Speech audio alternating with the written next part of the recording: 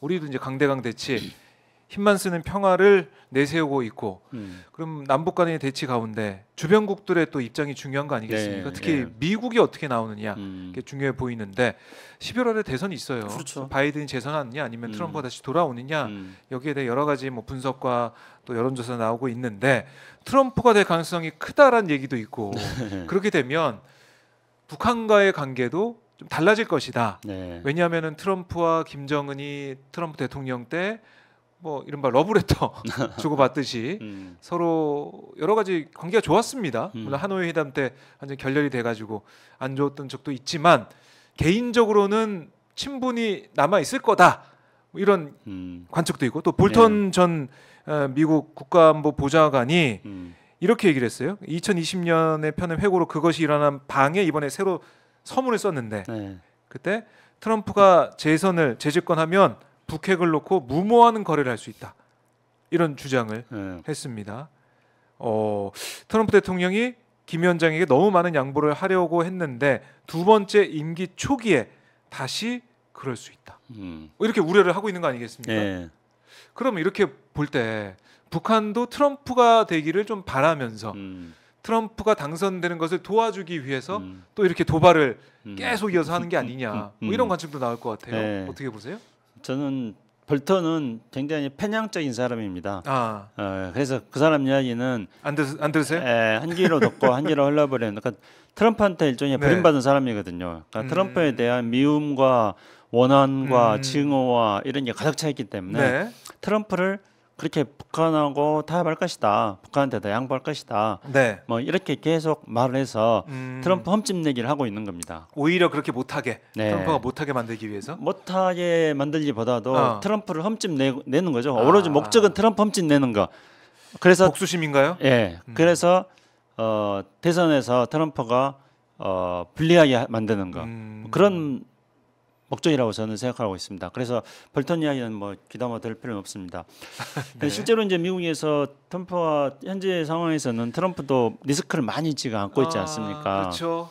그렇지만은 트럼프가 또 굉장히 노예한 사람이기 때문에 그 리스크가 있음에도 불구하고 최종적인 판결을 대통령 선거 이후로 계속 밀어놓음으로써 네. 대통령 선거는 무사히 치르려고 트럼프는 그런 작전을 구사하는 걸 보여줍니다. 그래서 대통령이 당선되고 나서 만약에 그 이후에 또 재판에서 최종적인 어떤 심리가 열려서 트럼프에게 어떤 실형이 확정된다 하더라도 네. 미국은 대통령직을 유지할 수 있도록 되어 있습니다. 그렇기 때문에 트럼프는 선거 이후로 네. 자신들의 사법적인 결정 판결이 나올 수 있도록 지금 그런 작전을 뭐 온갖 그 변호사들을 다 동원해 가지고 그렇게 지금 쓰고 있을 거라고 생각합니다. 그래서 이제 현실적으로 미국 정치를 고려해 볼 때 네. 트럼프가 가지고 있는 그 약점, 트럼프 리스크들이 트럼프가 대통령을 못되게 만들 정도로 네. 선거를 앞두고 결정적인 작용은 하지 않을 거다. 저는 그렇게 생각합니다. 분명히 그래요. 트럼프에게 리스크는 있지만은 그 리스크가 결정적으로 트럼프를 약선시키는 그런 요인으로 아니다. 작용하지는 않을 거다. 그렇게 생각하고 있습니다. 그렇다면 이제 현재 조건으로 본다면은 네. 사실은 이제 바이든 정부가 너무 무기력합니다. 그렇죠. 그래서 신경 쓸 여력이 없는 거 아닙니까? 우리 한 번도 문제뿐만 아니라 네. 뭐 모든 문제에 있어서 바이든 정부가 조금 네. 무기력한 모습들을 보여주고 그래서 있습니다. 미국의 영향력 약화로도 나타나고 있는 그렇죠. 것 같기도 하고요. 그러니까 한편으로 본다면은 뭐 아주 거시적으로 보면은 그게 바이든 탓일까? 뭐 그런 생각도 들고, 그러니까 어차피 이제 지금 현재 미국의 국력이 점차 어떤 쇠퇴해 나가고 있는 그런 네. 흐름 속에서 바이든이 이제 대통령이 된 거 아니냐, 거시적으로 보면은 그렇게 볼 수도 있습니다만, 그런 네. 미국 유권자들이 그런 것들이 입증되지 않은 상태에서 미국 유권자들은 바이든이 뭔가 무기력하다, 굉장히 지루하다, 그렇게 판단할 수도 있죠. 예, 예. 그렇게 볼 거라고 생각합니다. 그렇기 때문에 상대적으로 트럼프는 뭐냐 저돌적이잖아요. 그러니까 예, 그런 무기력한 바이든보다 트럼프가 되면은 뭐라도 하지 않겠느냐는 기대 심리가 미국 유권자들한테 많이 있을 거라고 생각하고, 그렇기 때문에 지금 공화당 전당대회에서 트럼프가 계속 지금 압도적 그러니까요. 승리를 하고 있지 않습니까? 그러면 이제 문제는 뭐 북한이 트럼프가 되기 위해서 도발을 한다거나 또는 트럼프가 되면은 트럼프는 네. 북한한테 핵을 용인해 줄 거라든가 이런 것들은 너무나 근거가 충분하지 않고 너무나 앞서 나가는 예단이라는 겁니다. 무슨 우리가 어떤 조건에서 무슨 일이 일어났는지에 대한 디테일한 분석이 있어야 됩니다. 그러면 이제 만약에 북한의 지금 군사력이 엄청나게 뭐 세졌다 네. 그랬을 경우에 그런데 이제 지금 우크라이나 전쟁이라든가 이스라엘과 그 가자 전쟁이 계속 되고 있고 그러면은 북한 문제를 따로 떼내야겠다 생각을 하면은 뭔가 북한하고 협상을 하려고 생각할 수도 있겠죠. 네. 그런데 이제 우크라이나 전쟁도 끝나고 이스라엘하고 그 가자 전쟁도 끝나고 그렇게 됐는데 뭐 북한이 대충 뭐 좀 손봐줄 만한 상황이다. 그러면 또 북한에 대한 강력책을 쓸 수도 있는 거고 이런 여러 가지 어떤 조건 속에서 어떤 길이 있는지에 대해서 디테일하게 찾아야 된다고 생각합니다. 네. 그랬을 경우에 이제 가장 우리가 생각해 볼 수 있는 거는 우선은 김정은하고 트럼프가 과연 그렇게 쉽게 뭔가를 타협할 건가? 일단은 김정은은 우리가 여기서 생각해 볼 수 있는 굉장히 중요한 그 기준 중에 하나는 호락호락하지 않을 거다. 이제 하노이에서 깨졌던 걸 바탕으로 트럼프가 만약에 되면은 트럼프한테 더 자신들이 만들어 놓은 군사력을 바탕으로 해가지고 트럼프한테 더 강경하게 나올 거고 트럼프한테 더 많은 걸 주문할 거는 겁니다. 아하. 그러면 트럼프가 이것들을 수용하는데 네. 상당한 고충이 있을 거예요. 그래서 트럼프가 또 무턱대고 그것들을 다 수용하지는 않을 거라는 겁니다. 예, 그래서 이제 트럼프가 되면 무조건 유리하다. 뭐 트럼프는 되면은 뭐 북한한테 다 퍼주게 해줄 거다. 이렇게 보는 거는 너무 약간 디테일하게 분석하지 않는 그런 조금 미리 예단하는 것들이라고 생각합니다. 저는 뭐 트럼프가 되나 뭐 트럼프든 뭐 바이든이든 누가 된다 제가 이 자리에서 그런 말씀 드릴 수 없습니다만은 중요한 거는 우리가 어떤 역할을 할 수 있을 것인가 하는 문제입니다. 그러니까 우리가 네. 이제 지금 현재 트럼프가 만약에 되면은 11월 달이지 않습니까? 그러면 2025년도에는 이제 우리는 완전히 북미 관계에 대한 흐름 속에서 완전히 제껴질 겁니다. 우리는 윤석열 정부가 뭘 할 수 있겠어요. 그러니까 아무것도 못 할 겁니다. 그러니까 북미 사이에는 막 뭐 협상도 했다가 티격태격 하기도 했다가 네. 이런 이제 뭔가 움직임들이 계속 있겠죠. 근데 우리는 그냥 그 아무것도 못 하고 옆에서 그냥 우리는 구경하는 그런 신세로 우리는 전락할 거다. 그게 이제 되게 안타까운 상황인 거죠. 뭐 트럼프 대통령이 당선이 되든 안 되든 바이든 재선하든 안 되든 남북 관계를 풀기 위해서는 네. 우리 정부의 역할이 당연히 필요하고 적극적으로 역할을 해야 되는데 네. 평화 쪽으로 가는 그런 역할이나 뭐 그런 지렛대를 국제적으로 쓰거나 이런 게 전혀 안 보이기 때문에 네. 뭐 이게 뭐 미국 대통령이 누가 되든 간에 우리가 문제다 이런 생각을 할 수밖에 없고 네. 트럼프 대통령이 다시 돌아오게 된다면 북한과의 어떤 또 대화나 네. 여러 가지 얘기를 나누게 될 때 우리만 오히려 소외될 가능성이 네. 있다. 북한이 아니 왜 우리가 남한하고 얘기하냐, 그렇죠. 대한민국하고 얘기하냐, 우리 미국하고 얘기하겠다. 그렇죠. 이 얘기를 이제 공공연하게 네. 드러내놓고 할 거 아닙니까 이제? 그렇죠. 뭐 그뿐만 아니라 일본도 마찬가지예요. 이제 네. 지금 김정은은 남한은 지금 주적이다 그러지 않았습니까? 네. 그리고 교전적인 적대 국가다 이렇게 하겠거든요.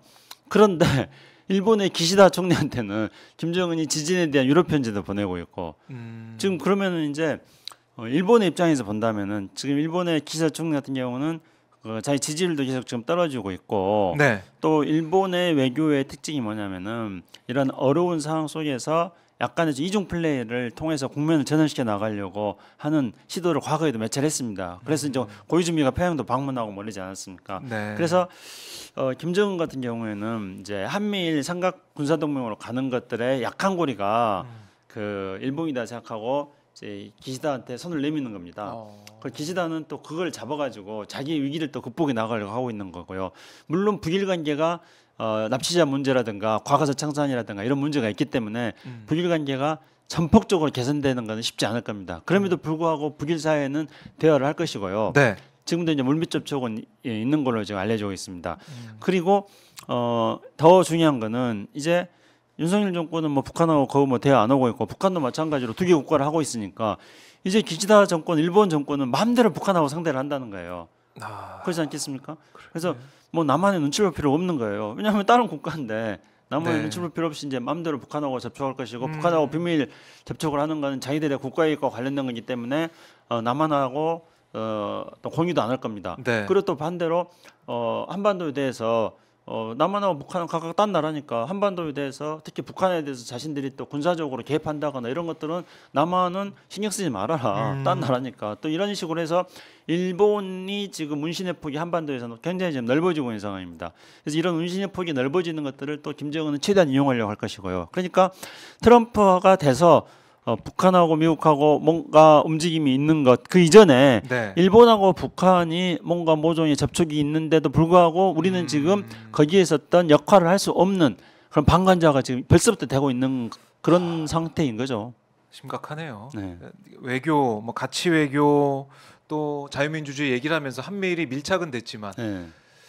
뭘 위한 한미일 밀착 외교냐, 몰빵 외교냐 네. 이런 비판이 나올 것 같고 북한 문제 풀면서도 우리만 또 소외되는 게 아니냐 이런 우려가 있다라는 말씀이시네요. 우리가 이제 네. 뭔가 조금 전략을 잘 짜야 됩니다. 그래서 제가 이제 최근에 계속 생각하고 있는 거는 그러니까 지금 이제 우리한테 왜 이게 안 되는가 일단은 몇 가지가 있습니다. 첫째 이제 김정은 정권이나 윤석열 정권이나 모두가 네. 공통점이 하나 있습니다. 그러니까 뭐가 있어요? 다 윤석열 정권도 그렇고 네. 우리 대한민국 역대 정부가 추진해왔던 헌법에서 말하는 평화적 통일의 추구라는 그거 이제 뭐 박정희도 뭐 말로는 그렇게 했어요. 전두환도 말로는 그렇게 했거든요. 네.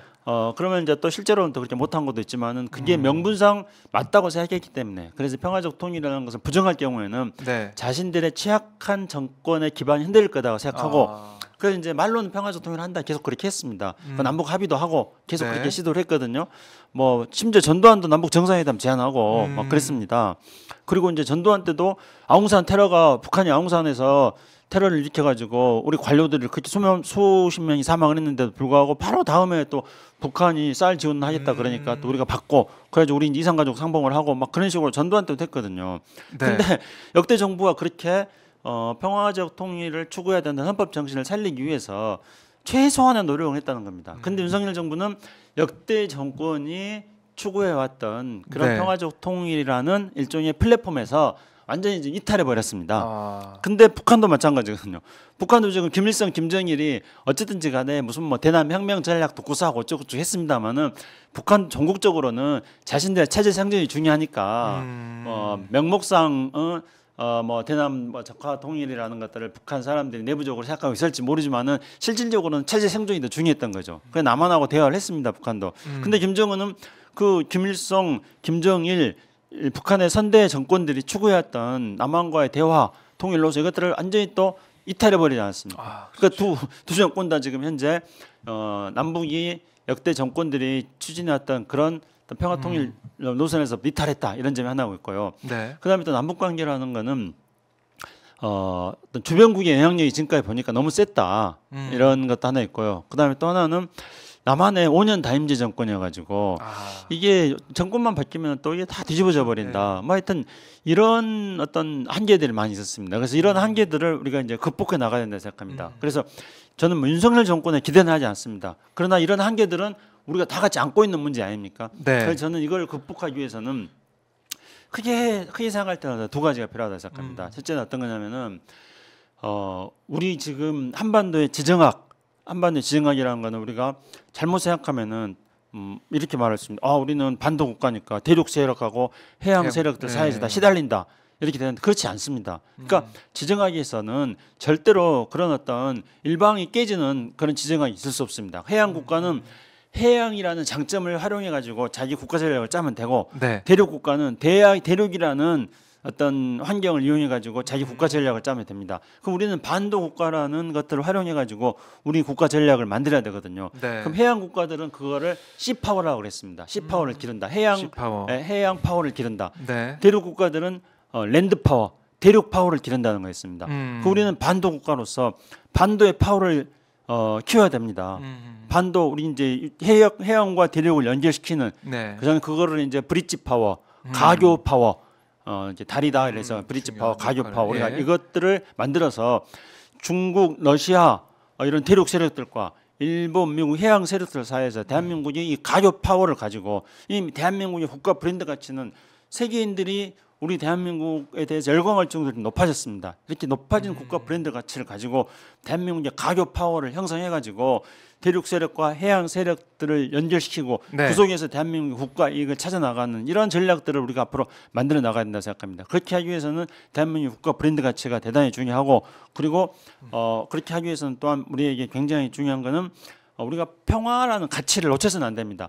평화라는 그 가치를 가지고 우리가 가교 파워의 어떤 힘을 그 바탕을 만들어야 되는 거다 그렇게 생각합니다. 그렇게 해서 이제 지금 뭐 윤석열 정부에서는 도저히 못 하고 있는 거라고 생각합니다만은 그런 우리의 가교 파워를 가지고 우리가 안고 있는 앞에서 말씀드렸던 그런 한계들을 극복하기 위한 우리의 국가 전략을 다시 짜야 된다. 저는 그렇게 생각하고 있습니다. 자, 이 가야 할 길이 참 먼데 그쪽 방향 자체도 좀 다른 그런 윤석열 정부의 모습을 보면서 많은 분들이 전쟁의 위협, 한반도의 긴장 고조에 대해서 우려를 하고 있고, 뭐 저희 뭐 댓글에서도 말씀하셨듯이 지금 코리아 디스카운트, 그러니까 윤석열 대통령의 국방 정책 때문에 주가가 대폭락 하락하고 있다, 대폭 하락하고 있다 이렇게도 얘기를 하고 있어요. 그만큼 네. 이제 경제와 안보가 얼마나 밀접하게 연관이 돼 있는지, 특히 우리나라의 경우에는 얼마나 지금 평화가 중요한지 다시 한번 뭐 그동안 다 예전에 보수 정권 때 까먹었던 거를 다시 한번 되새기는 그 또 시간이 될 것 같아요. 평화가 답이고 평화가 밥이다 이런 얘기를 저희가 계속 해왔는데 그게 아마 또 확인이 되는 또 되새겨 볼 수밖에 없는 그런 또 한 해가 되지 않을까 이런 생각이 듭니다.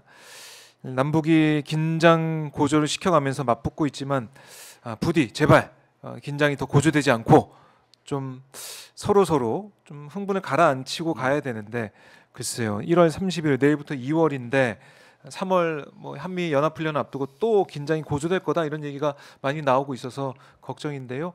어떻게 우리가 이 난국을 풀어가야 될지 수요일 아침마다 김창수 이 사무처장과 만나서 저희가 함께 얘기를 나눠보고 그 길을 찾아가 보도록 하겠습니다. 철원 다녀오시면서 그 철원 얘기가 너무 좋네요. 이렇게 자연환경, 철새들이 왔다 갔다 하는 그런 환경인데 치열했던 전투 현장 우리가 보면서 그렇죠. 그 위에 생명이 살아가는 그런 상황들 보면 여러 가지 좀 교훈을 얻어야 되는데 또 까먹는 것 같아요. 우리 정부 특히 보수 정권에서의 그런 망각이라고 할까요? 그런 게 좀 이어지는 것 같아서 너무나 안타깝습니다. 저희가 수요일마다 가야 될 길을 계속 짚어드리도록 하겠습니다. 마지막으로 할 얘기 떠올랐는데요. 네네. 철원 말씀하셔가지고, 그러니까 그 철원에서 바라봤을 때 6.25 전쟁 때 그 처절했던 전투, 그 전투에서 쓰러져간 그 영혼들이 저는 철원 땅에 맴돌고 있다 생각하고, 저는 그들의 마음과 그리고 철원 농민들의 마음이 만나가지고 철원 쌀이 가장 품질 좋고 맛이 좋은 그런 쌀을 만들었다 생각합니다. 왜냐하면은 쌀이고 평화니까 평화를 그렇게 해서 염원하는 그 쓰러져간 우리 병사들과 철원 농민들의 마음이 만나가지고 철원에 쌀을 만들어내고 있다 그렇게 생각합니다. 비무장지대 일대를 다니면서 느꼈던 것들은 거기는 철새들의 낙원입니다. 그리고 세계적으로 또 두루미라든가 이런 희귀 보호종인데 그 두루미의 성지이기도 합니다. 그리고 새 기러기들도 겨울철만 되면은 시베리아에서 날라와서 여기에서 활동을 합니다. 그러면은 비무장지대는 우리가 늘 생각해왔던 것처럼 생태 환경에 또 보고 있기도 하고요. 국제적으로도 이런 가치에 대해서 높이 평가해주고 있습니다. 그런데 남북 간의 군사적 충돌이 일어나면은 이런 국제적으로도 평가받고 있는 대한민국의 생태 환경의 보고가 파괴되는 겁니다. 그뿐만 아니라 그 접경 지역에 그 거주하고 있는 저기 백령도에서부터 동해 고성까지 접경 지역에 300만 정도의 우리 주민들이 지금 거주하고 있습니다. 그들의 생명과 그들의 재산이 위협을 받게 됩니다. 그렇기 때문에 한반도에서 국지적 충돌이라든가 접경 지역에서의 충돌 같은 것들이 절대로 일어나서는 안 됩니다. 직접적으로 그 접경 지역에 거주하고 있는 분들의 생명과 재산의 피해를 가져올 뿐만 아니라 그런 충돌이 일어나게 될 경우에는 코리아 디스카운트로 해가지고 대한민국의 가치 자체가 떨어지게 되는 겁니다. 그렇네요. 이래저래 뭐 아까 쌀 얘기도 하셨지만은 전쟁의 기운이 먹구름이 계속 끼게 된다면 뭐 주식 시장을 포함한 우리 경제가 또 어떻게 되겠느냐 이런 걱정을 할 수밖에 없습니다. 자, 처장님 오늘 말씀 너무나 잘 들었고요. 페이스북에 가니까 좀 좋은 사진들이 있길래 아까 여쭤봤는데 네. 그 뭐 중요한 그 지점 우리가 네. 또 그 메시지를 통해서 알 수가 있었습니다. 자, 처장님 다음 주에 또 뵙도록 하고요. 오늘 고생 많으셨습니다. 네, 감사합니다. 박종희 기자님도 네. 오늘 뭐 아침부터 계속 바쁘셨죠? 예, 계속 고생- 방송이 이어지고 그러니까. 있습니다. 고생 많이 했습니다. 네. 밤에 축구본이라고 또 고생하실 텐데 아침부터 아. 또 방송하느라고 고생하시고 그러게요. 저도 참, 새벽 꼴까닥 샜습니다. 네. 그러게요. 축구 그래도 이겨서 다행이고 네, 맞습니다. 8강전에도 좋은 성과가 있었으면 좋겠습니다. 네. 네, 고맙습니다. 네, 감사합니다. 네.